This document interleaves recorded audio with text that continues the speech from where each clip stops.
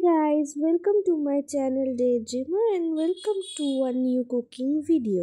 আজকের এই ভিডিওতে আমি তোমাদের সাথে শেয়ার করব চিকেন পাকোড়া রেসিপি। তার জন্য প্রথমেই একটা মিক্সিং জারে আমি নিয়ে নিচ্ছি মূল সমেত ধনেপাতার ডাঁটি, পরিমাণ মতো আদা আর একটু বেশি করে রসুন আর কাঁচা লঙ্কা দিয়ে মশলাটাকে ভালোভাবে পেস্ট করে নিতে হবে। তারপর আমাদের মেন ইনগ্রিডিয়েন্ট বোনলেস চিকেনের ওপর সেই বাটা মশলাটা দিয়ে দিতে হবে। তারপর দিয়ে দিতে হবে কিছুটা জোয়ান।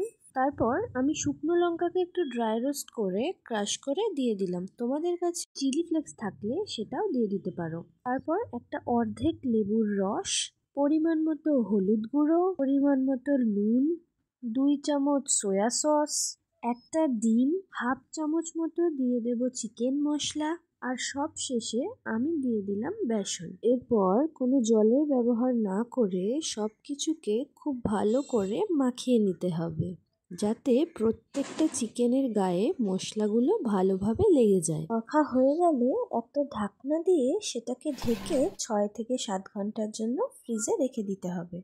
কারোর হাতে যদি 6 থেকে 7 ঘন্টা না থাকে, অ্যাটলিস্ট 1 ঘন্টার জন্য রাখলেও হবে। ফ্রিজ থেকে বার করার পর ম্যারিনেটেড চিকেনটা বেশ কিছুক্ষণ রেখে দিতে হবে ঠান্ডা ভাব কাটার জন্য।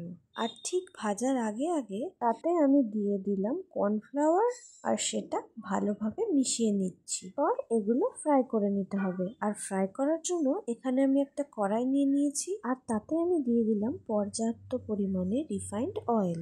আর তেলটা প্রথমে হাই ফ্লেমে গরম করে নিতে হবে। তারপর ফ্লেমটা লো করে একটা একটা করে মাংস তেলে ছেড়ে দিতে হবে। তারপর মিডিয়াম ফ্লেমে প্রত্যেকটা মাংস ভালোভাবে ভেজে নিতে হবে, যাতে করে বাইরের কোটিংটা ক্রিস্পি আর ভেতরের চিকেনটা জুসি আর ওয়েল কুকড হয়ে যায় আর কোনো কাঁচা ভাব না থাকে। এখানে আমার চিকেন পকোড়া রেডি। আর এটা দেখতে যতটা সুন্দর হয়েছে, খেতেও ঠিক ততটাই টেস্টি হয়েছে।